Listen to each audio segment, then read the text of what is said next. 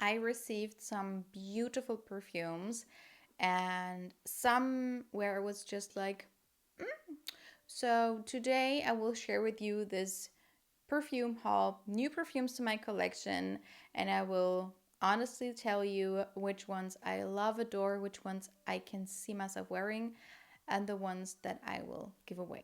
Let's start with a favorite, shall we? So this perfume is from a brand called Fabbrica della Musa, and the packaging is adorable. It's so nice, and if you open it up, it's like a felt in here, and you have the notes with colors.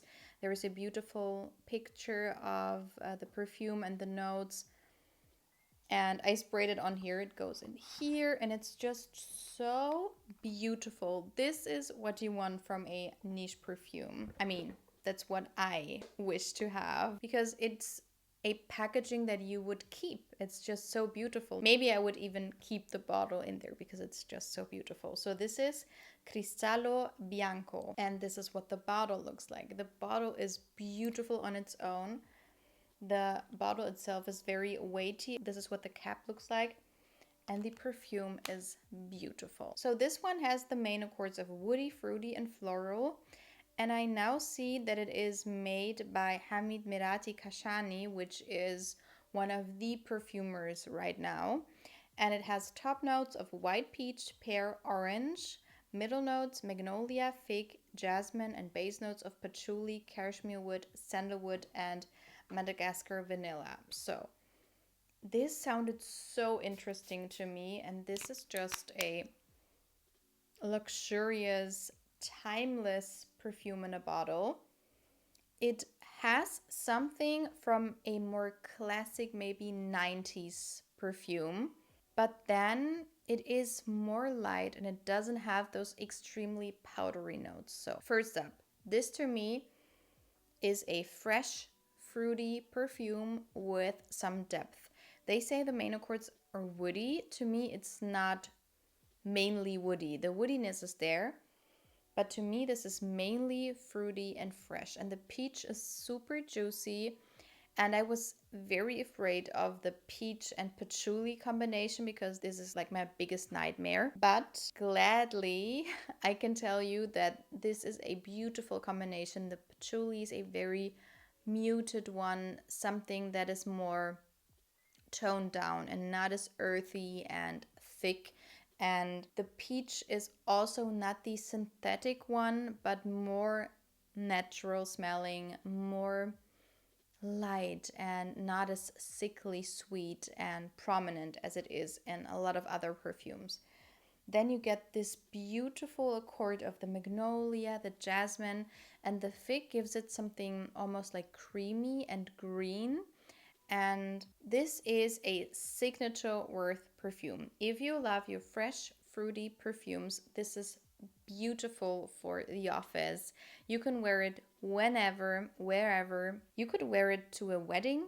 It's like a perfect wedding scent, but you could also wear it as a daytime scent. It reminds me a little bit of what the Initio Musk Therapy does to me when it comes to the feeling. They're not like similar perfumes, but then again, they kind of are because they are both fresh and fruity and do not smell like everything else. Let me see what other people say it smells like. So people say it smells like Chanel Chance au Tendre, which I do not agree with. I mean, the Chanel one on me does not smell like that at all. Or the Pure Mask by Narciso Rodriguez smells very different on my skin as well. So I don't really agree, but I feel like I get what they want to say because those two perfumes are also more timeless, elegant, have something more classic leaning, maybe a little bit towards the 90s and 2000s and not like something that was going to be released in 2024, if you know what I mean. But then again, as I said, it's timeless. It's just in that direction, if you know what I mean. But still, to me, this is beautiful. And to me also, this smells like what other women's perfumes and niche perfume houses should smell like. A lot of times I see perfume houses have beautiful men's creations, and then when it comes to the women, it's like an afterthought. It seems like to me. And this is what would fit into a lot of perfume brands. I don't want to say any names, but this is beautiful. Let's stay with a fig-like perfume. I adore this bottle. It's so milky looking. The packaging looks like this. And there was even another packaging which looked beautiful. It's like a muted mauve. This is what it comes in. And the brand is called Pantomime. And the perfume is called Act One. And it has the main accords of musky, floral, and amber with just 2 notes, which are ambrette and ambrettolate. But to me, this has so much more than just those 2 notes.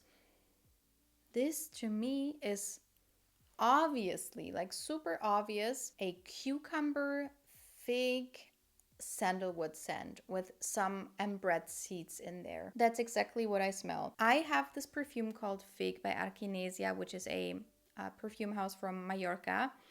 And I love this perfume. It's a fig perfume that is creamy and green. This is what I wanted a lot of perfumes that were those skin-like perfumes to smell like. For example, Ode to Dullness by Juliet Has a Gun or Sunny Side Up.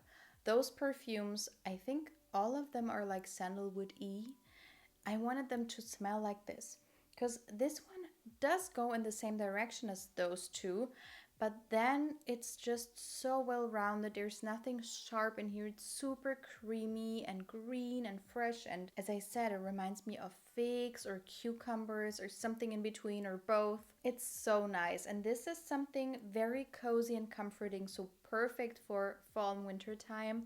But still, it's like fresh and slightly green. So you could definitely wear it for spring and summertime. So I'm so glad that they sent this to me because I've never heard of it before, and it's very underrated. I feel like all of these perfumes in this haul today, I never hear anyone talk about them. Okay, then let's talk about the controversial one. This is Unfolding Echo by Emil, Elise, and I thought I was going to get another perfume. So I opened it up and I was thinking of this other perfume that I thought I would get, and I was like, wait, is this correct? Like, is this really what that one smells like? And then I looked again and I saw they sent me this perfume instead of the other one, which is their newest perfume launch. This has main accords of woody, sweet, and mossy. And I'm curious to know if you know what this reminds me of. So this has top notes of passion fruit and peach. Middle notes, sugar, jasmine, cedar wood, and base notes, moss, and woody notes. Let me see what people here say it smells like. First of all, it says it's a controversial perfume on here. And it has a super, super low rating, which I do not really get because this is not a bad perfume whatsoever, but it's just nothing new at all. And I don't know. This to me smells like Baccarat Rouge with fruits. So basically goes in the same direction as Greenwich Village by Bond Number 9, which is a perfume I love and I wear a lot of times. So this is not like a bad perfume. I was just disappointed because I've smelled so many perfumes like that. And a lot of them were created years ago.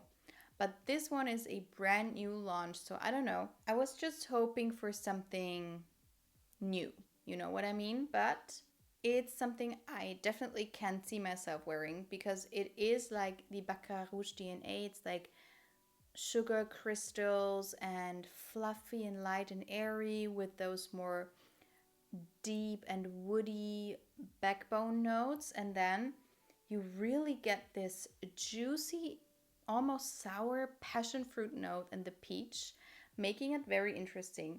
But the combination of the peach passion fruit and the moss almost gives me the same feeling as peach and patchouli combinations like Bitter Peach by Tom Ford. So it's on the verge of being too much for me, if you know what I mean. Like the Cristallo Bianco is like another level. It's so easy to wear. This one is something I have to be in the mood for to wear it, but it's very well made.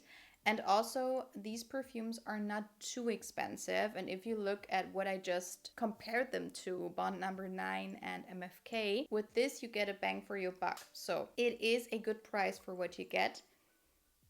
And actually now, the thing is, when I first smelled it, it was extremely hot, like super, super hot here. And today it's raining the whole day and it's quite cool. So it's like a completely different experience and it fits the weather a lot more than when I first tried it. So it's nice. I was just hoping for something completely different, like this one.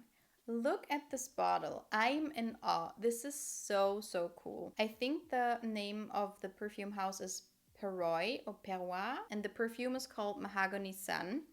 It has main accords of fruity, floral, and vanilla with just three notes, which are fig in the top, frangipani in the middle, and vanilla in the base. And this one caught me by surprise because I wasn't sure how I would feel about this, because frangipani is not my favorite floral. I don't really love those Soleil Blanc perfumes a lot of times. They're too much for me. But this one is what I wanted them to smell like. To me, this is like a combination of Soleil Blanc and Oriana.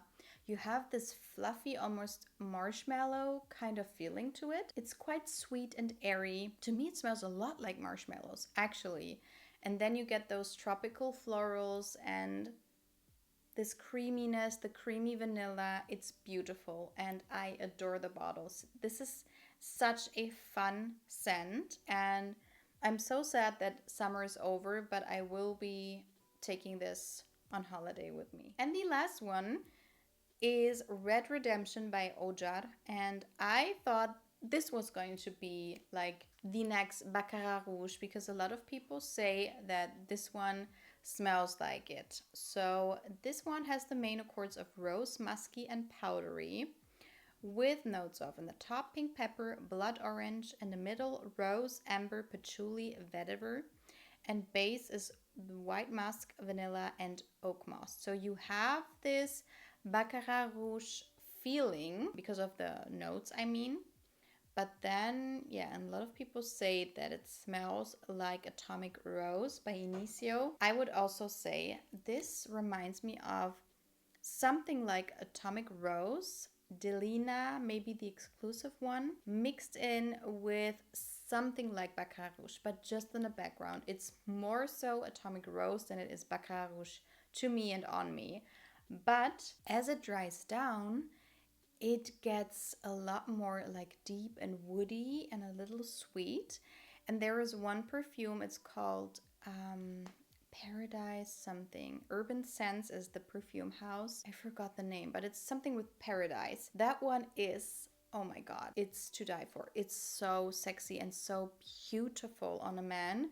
And this one dries down to like a spicier, deeper version of the other one and less synthetic smelling than the other one. So this is a gem.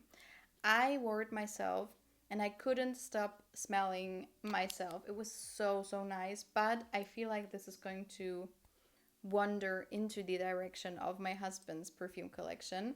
But it's beautiful and it is monstrous. When it comes to the performance, this is by far the longest lasting out of all of them. So this was my perfume haul. Let me know if you tried any of these perfumes. Do you want a more in-depth review once I tried them a longer period of time?